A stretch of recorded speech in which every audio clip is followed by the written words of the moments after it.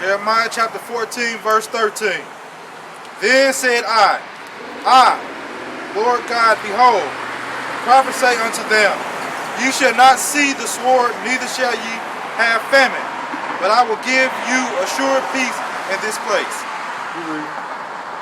Then the Lord said unto me, the prophets prophesied lies in my name. Now what is that referring to? You got that referring to these churches?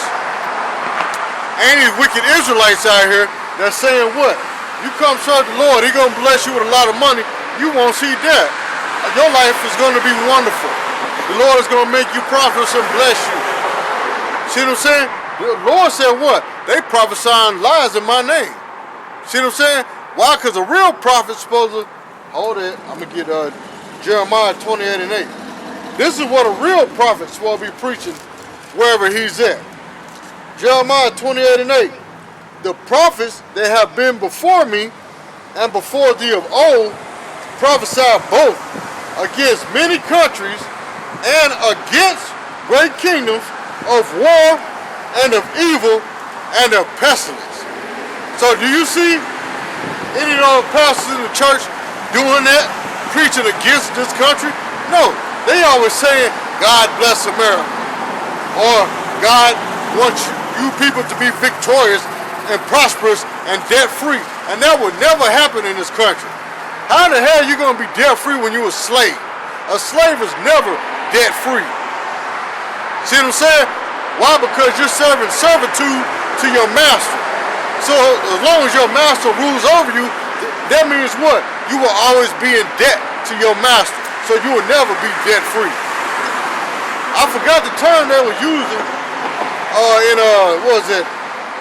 in the early 1900s, all the way up until what, 1930 or 1940, even back to the 18 or 1700s, when we was in slavery.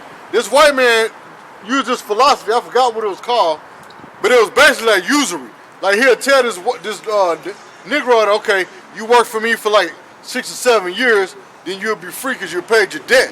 But when that 7 years come, then all of a sudden this white man get nigga-nesia, or I don't remember saying that, or you still owe me, boy, get back out to that field. You see what I'm saying? They still do that today with the form of what? The prison system. Because I know myself have been through this, as well as other jakes. Let's say you go to jail for a speeding ticket. You done did like 3 days in jail, and then next thing you know, like 6 months later, you got another warrant for the same thing you went to jail for.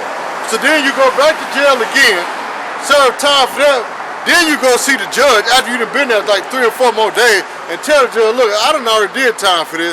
Oh, I see in your records, yeah, you have. See this judge, see these white folks that made more money off you for the same crime again. See what I'm saying? That's usury. And who was that orchestrated by? Your friendly, lovely white man. Interest rates. See what I'm saying? That shit ridiculous, man. I seen a brother went to buy a car, man. They gonna charge him double amount what the car was for the interest rate. So he paying for 2 cars, but only got one. The car itself was worth $9,000. With the interest rate, it was worth $18,000. That's what they do. That's exactly what they special. I'm glad bro mentioned that, because when you go get a vehicle, they have on that a manufacturer standard rate price. That's the MSRP. They say maybe what?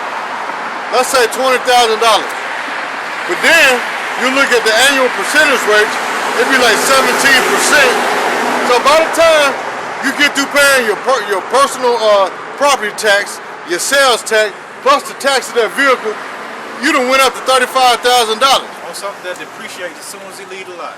No, as soon as you start it up. Yeah. See what I'm saying? Then, as soon as you start it up, put in drive, go home, you paying your car note, let's say for 5 years on $35,000, your first 2 years, you ain't even paying the car note, you paying interest on the vehicle. You paying the tax. See what I'm saying? That's what? Robbery and usury by who? This white man. See what I'm saying? But then they say, okay, we're gonna pay your sales tax for you, then they'll charge you an extra $3,000. Now, how many Negroes you know got 3,000 just floating around in their house? You don't. But guess what? They go for it. They say, okay, pay the sales tax. Because you know when you go down to the DMV, they're going to charge you anywhere from $15,000 to $3,000 for your sales tax. See what I'm saying?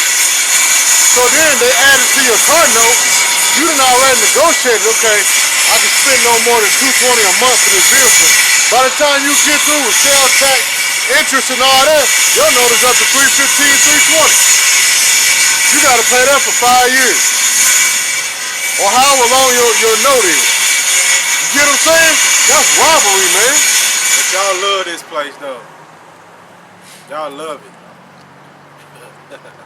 And it's all a gimmick, man. Because it was a man, it was a black man, matter of fact, that created the 100-mile carburetor. Or the carburetor that gives you 100 miles to the gallon. They killed him and took his patent.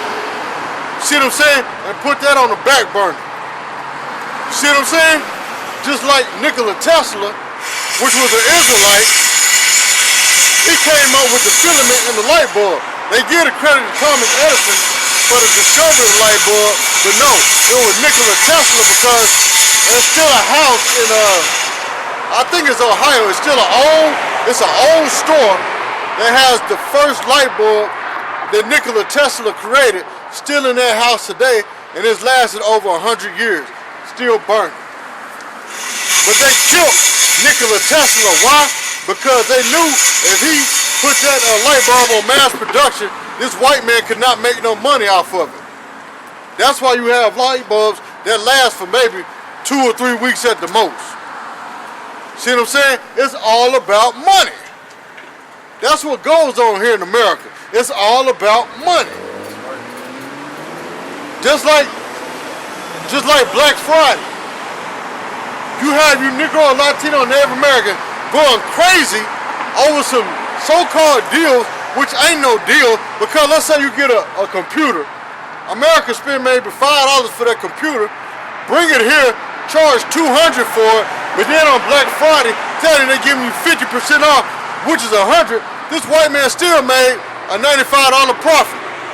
But you Negro, Latino, and Native Americans are running over each other just to get this laptop that's only going to last maybe 2 or 3 years. If that long, if it don't get a virus, which set up by the white man who put viruses on your computer and then come on your computer and tell you to get this protection plan for $30 to cure this virus. Well, if it's a virus on my computer, how the hell you get on my computer and offer me a $35 virus protection plan to get rid of the virus that you put on my computer? Right, how did they come through your line? Right. Let's put that shit there. You see what I'm saying? You Negro, Latino, Native American gotta wake up, man. Come out of that state of stupor and realize what's going on here.